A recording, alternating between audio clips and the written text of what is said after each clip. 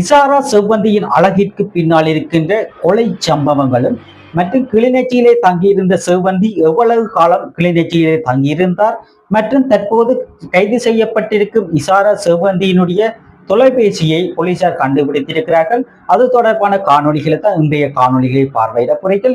காண்டீவன் சொந்தங்களுக்கு அனைவருக்கும் வணக்கம். பாருங்கள் காணொலிகள் செல்வோம். இலங்கை ஒளிக்கு ஒரு கொடூர கொலை சம்பவமானது புதுக்கடை நீதிமன்றத்திலே பிப்ரவரி மாதம் 19ஆம் தேதி இடம்பெற்றிருந்தது.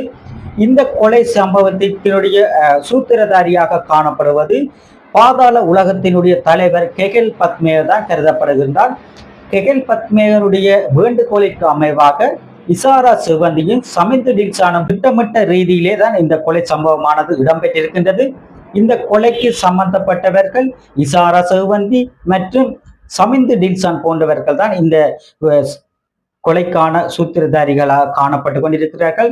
கொலை செய்யப்பட்டவர் யார் என்று பார்த்தோமானால் கணேமுல்ல சஞ்சீவ என்று யார் என்று பார்த்தோமானால் பல கொலை சம்பவங்களுடன் தொடர்புபட்டவராக காணப்படும் கணேமுல்ல சஞ்சீவ என்பவரை தான் கெகல் பத்மே அவர்கள், அதாவது பாதாள உலகத்தினுடைய தலைவர் கெகல் பத்மனுடைய வேண்டுகோளுக்கு அமைவாகத்தான் கொலை சம்பவமானது இடம்பெற்றிருக்கின்றது. இந்த கொலை சம்பவத்துக்கு பிரதானமான காரணம் யாதெனில் கெகல் பத்மேவுக்கும் கணேமுல்ல சஞ்சீவுக்கும் இடையிலான ஒரு போட்டித்தன்மையும் அவர்களிடையே ஏற்பட்ட ஏற்றத்தாழ்வு அவர்களிடம் ஏற்பட்ட சண்டை போன்றவற்றால் தான் கணேமுல்ல சஞ்சீவை கொலை செய்வதற்கு இந்தோனேசியாவிலிருந்து செவ்வந்தி மற்றும் சமிந்து டில்சானை தெரிவு செய்த கெகல் பத்மே அவர்களை புதுக்கடை நீதிமன்றத்திலே வருகை தரும் கணேமுல்ல சஞ்சீவை, அதாவது பாதுகாப்பின் மத்தியில் போலீசார் நிரம்பி இருக்கின்ற நேரத்திலே அவரை வழக்கிற்காக கூட்டி வருகின்ற நேரத்திலே தான் கணேமுல்ல சஞ்சீவ் அவர் வருகை தந்து நீதிமன்றத்தை முற்படுத்தப்பட்டு அவர் வழக்குக்காக விசாரிக்கப்பட்டிருக்கும் போது இசாரா செவ்வந்தியும் மற்றும் சமிந்து டில்சானும் லோயர் பீடத்திலே வருகை தந்து அங்கு வழக்கிற்காக விசாரிக்கப்பட்டு கொண்டிருந்த கணேமுல்ல சஞ்சீவை அவர்கள் புத்தகம், அதாவது சட்ட புத்தகத்துக்கிலே அந்த ஒட்டியெல்லாம் வெட்டி போட்டு கைத்துப்பாக்கி அதுக்குள்ள வச்சுட்டு மறைச்சு வச்சு செவ்வந்தி தான் அந்த சட்ட புத்தகத்தை கொண்டு வந்தவா. சட்ட புத்தகத்தை கொண்டு வந்து அந்த புத்தகத்தை அதாவது வேற சமிந்து டில்சான்ட்டு அவ கையளிச்சு இவரை கணேமுல்ல சஞ்சீவை சுடு என்று சொல்லி ஒரு அறிவித்தல் கொடுக்குறார். ஆனால் சமிந்து டில்சான் அந்த கணேமுல்ல சஞ்சீவை கொலை செய்வதற்கு தயங்கி நின்ற வேளையிலே செவ்வந்தி தான் அவரை ஊக்கப்படுத்தி அவரை கொலை செய்ய சொல்லி ஒரு தூண்டுதல் அளித்து அவரை கணேமுல்ல சஞ்சீவை அந்த புதுக்கடை நீதிமன்றத்தில் வைத்து கொலை செய்திருக்கிறார். துப்பாக்கியால் சுட்டிருக்கிறார்கள். சுட்ட பின்னர் இருவரும் வெளியில் தப்பி ஓடியிருக்கிறார்கள். கணேமுல்ல சஞ்சீவ இறந்து அந்த நீதிமன்ற கூட்டுக்குள்ளே கிடக்கும் போது இசாரா செவ்வந்தியும் சமிந்து டில்சானும் கொலை செய்து துப்பாக்கியால் சுட்டு விட்டு சமிந்து டில்சான் ஓடி வாகனத்தில் ஏறி தப்பி சென்றிருக்கிறார். அத்துடன் இசாரா செவ்வந்தி அவர்கள் ஆட்டோவில ஏறி வேறு இடத்துக்கு தப்பி சென்றிருக்கிறார்கள். தப்பி சென்ற பின்னர் இருவரும் அவர்கள் அணிந்திருந்த அந்த லோயர் ஆடைகளை கலட்டி எறிந்துவிட்டு இசாரா செவ்வந்தி அவர்கள் இசாரா செவ்வந்தியினுடைய இடமானது பார்த்தீங்கன்னா மினுவாங்குடையில் இருக்கின்ற நிகம்பூரில் இருக்கின்ற மினுவாங்குடை பகுதி தான் அவன் ஊர், செவ்வந்தியினுடைய ஊர். அப்ப இவா என்ன செய்தான்னு சொன்னா செவ்வந்தி மினுவாங்குட பகுதியிலே கொஞ்ச நாள் இருந்துட்டு தப்பி சென்று பிறகு கிளிநொச்சி பகுதியில கொஞ்ச நாள் இருந்திருக்கின்றார். ஆனால் இவர் என்ன செய்திருக்கிறார், யார் சமிந்து டில்சான், அந்த கணேமுல்ல சஞ்சீவை கொலை செய்த துப்பாக்கியில் சுட்ட சமிந்து டில்சான் என்ன செய்திருக்கிறாண்டா அவர் ஒரு கேஸ் பேன்ல புத்தளம் பாலாவை நோக்கி வருகை தரும் போது எஸ்டிஎஃப் அவர்களால் கைது செய்யப்படுகிறார். இவர்கள் லோயர் கெட்டப்பில லோயர் ஆடைகளை அணிந்து வருகை தந்த அவர்களுடைய அந்த சிசிடி கேமரா இதுகளை வச்சு இதுக்கு உடந்தையாக யார் சுட்டது என்று சொல்லி போலீசார் கண்டுபிடிக்கிறார்கள். அதன் பின்னர் அந்த அவருடைய போட்டோகள் மற்ற சிவந்தியினுடைய போட்டோ எல்லாம் பப்ளிக்கா எல்லோருக்கும் பரப்பப்பட்டு நீதிமன்றம் மற்றும் விமான நிலையங்கள் போன்றவற்றுக்கு இந்த துப்பாக்கியால் சுட்டவர்களை அடையாளம் காண்பதற்காக போலீசார் எல்லோருக்கும் சமூக வலைத்தளங்களிலும் பரவினார்கள், அந்த போட்டோவை பரிமாறினார்கள். பின்னர் இந்த புத்தளம் பாலாவிலே வருகை தந்து கொண்டிருந்த சமித் டில்சான் கனிமுள்ள சஞ்சீவை துப்பாக்கியால் சுட்ட பின்னர் தப்பி வந்த சமித் டில்சானை வைத்து பாலாவிலே வைத்து போலீசார் கைது செய்திருக்கிறார்கள். இசாரா சிவந்தி என்ன செய்திருக்கிறான்னா ஆட்டோ ஒன்று பிடிச்சு அந்த துப்பாக்கியால் சுட்ட பின்னர் ஆட்டோ ஒன்று பிடிச்சு அவ தப்பி சென்று வேறு இடத்துக்கு போயிருக்கிறார். மிருவாங்கோட பகுதியிலே போலீசார் தேடுதல் மேற்கொள்கிறார் என்று அறிந்த சிவந்தி அவர்கள் கிளிநொச்சி பகுதிக்கு தப்பி ஓடி இருந்திருக்கிறார். தப்பி ஓடி வந்து ஜே கே பாய் என்ற ஒருவருடைய உதவியுடன் 65 லட்சம் ரூபாய் செலவழித்து இந்தியாவிற்கு சென்றிருக்கிறார்.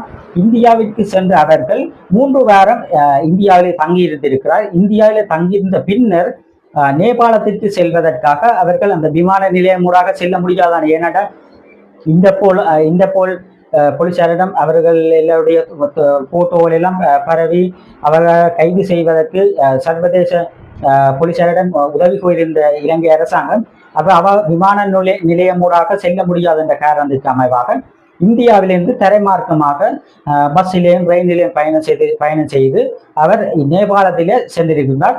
நேபாளத்தில் பார்த்தீங்கன்னா 237 நாள் தங்கி இருந்திருக்கிறார். அவ என்ன மாதிரி பாதுகாப்பான முறையிலே அவாவை பாதுகாத்திருக்கிறார்கள் சொன்னால் 6 பேர் ஜே.கே. பாய் மற்றும் சாவச்சேரியை புறப்படமாக கொண்ட ஒரு பெண் ஒருவர் டாக்ஸி என்று சொல்லி ஒரு பெண் ஒருவரும் இந்த சிவந்தியுடன் உடன் இருந்ததாக தற்போது கைது செய்யப்பட்டிருக்கின்றார்.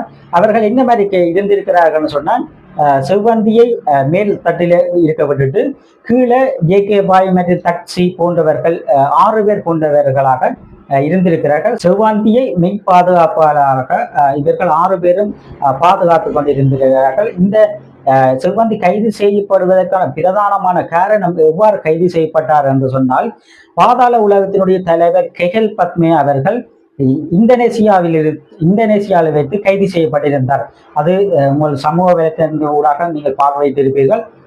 கெஹல் பத்மே அவர்கள் இந்தோனேசியாவில் வைத்து இந்தோனேசியா போலீசாரால் கைது செய்யப்பட்டிருந்தால் பின்னர் அவர் கைது செய்யப்பட்டு இலங்கை கொண்டு வந்து அவர் விசாரணைக்கு உட்படுத்தப்படும் போது போலீசார் அவர்களுக்கு நல்ல கவனிப்பு கொடுத்திருப்பார்கள் என்று நினைக்கிறேன்.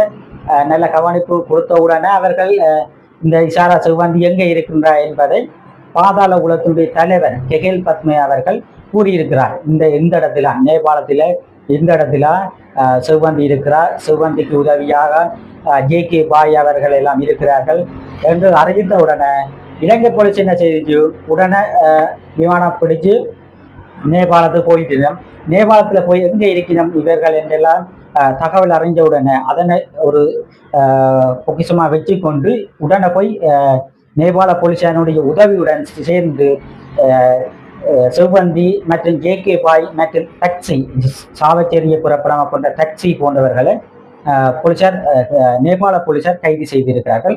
நேபாள போலீசார் கைது செய்த பின்னர் இலங்கை போலீசாரிடம் அவர்கள் ஒப்படைத்த பின்னர் இலங்கைக்கு அவர்கள் கொண்டு வரப்பட்டிருக்கிறார்கள். இலங்கை வந்த சிவந்தி மிகுந்த ஒரு புன்னகை பூத்த முகத்துடன் ஒரு சிரிச்சு பேசித்தான் வருகை தந்து கொண்டிருக்கின்றார். இலங்கை விமான நிலையத்துக்கு வருகிற அந்த சிவந்தியை பார்த்தீங்கன்னு சொன்னா கூடுதலான இளைஞர் யுவதிகள் எல்லாம் கூடுதலாக சென்று அவர்களை அந்த விமான நிலையத்துக்கு சென்று பார்வையிடுவதற்காக சென்றிருக்கிறார்கள். இலங்கை அணியானது கிரிக்கெட்டில் வெற்றி பெற்று கப்பு வாங்கி வரும்போது அவர்களுக்கு கொடுக்காத மரியாதைகள் ஆனால் சிவந்தி வரும்போது விமான நிலையத்திலே இளைஞர்கள் மற்றும் யுவதிகள் கூடுதலாக அந்த இடத்துக்கு நிரம்பி இருப்பதாக இலங்கை செய்திகள் கூறுகின்றன. அவரை சிவந்தி அவர்கள் வருகை தரும்போது பார்த்தீங்கன்னு சொன்னால் ஒரு புன்னகை பூத்த ஒரு சிரிப்புடன் அந்த அந்த பக்கத்தில் இருக்கின்றவர்களுடன் கதைச்சு பேசி ஜே.கே. பாயோட கதைச்சு பேசிக்கொண்டு வருகை தந்து கொண்டிருக்கிறார்.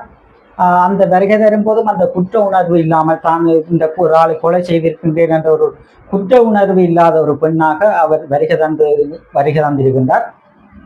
போலீசார் பின்னர் அவரை நீதிமன்றத்துக்கு முன்னிலைப்படுத்தி நீதிமன்றத்திலே அவரை 90 நாள் விளக்கமறியலை வைப்பதற்கு நீதிமன்றம் அனுமதி அளித்திருக்கின்றது. தற்போது அவ அந்த செல்வந்தி அவர்கள் தற்போது விசாரணைக்கு உட்படுத்தப்பட்டுக் கொண்டிருக்கின்றார்.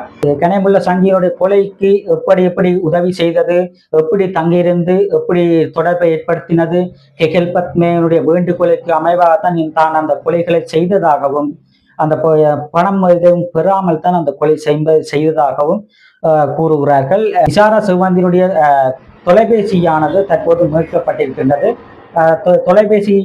தொலைபேசியிலே அவர் யார் யாருடன் கதைத்திருக்கிறார்கள், மென்மேலும் இந்த கொலை சம்பவத்துடன் யார் யார் தொடர்பு கொண்டிருக்கிறார்கள், யாரும் அது தொடர்பாக இன்னும் தகவலானது இன்னும் வெளிவர காத்திருக்கின்றது. தற்போது 90 நாள் விளக்கமறியலிலே இஷாரா செல்வந்தியானால் இருக்கின்றார். இது தொடர்பான காணொலிகளை நாங்கள் தொடர்ச்சியாக பதிவிட காத்திருக்கின்றோம். நமது காணொலி தொடர்பான கருத்துக்களை கூறுங்கள். இஷாரா செல்வந்தியுடைய கொலை சம்பவம் தொடர்பான கருத்துக்களை நாங்கள் கூறுவதற்கு தயாராக இருக்கின்றோம். மீண்டும் ஒரு காணொலியில் சந்திப்போம். நன்றி, வணக்கம்.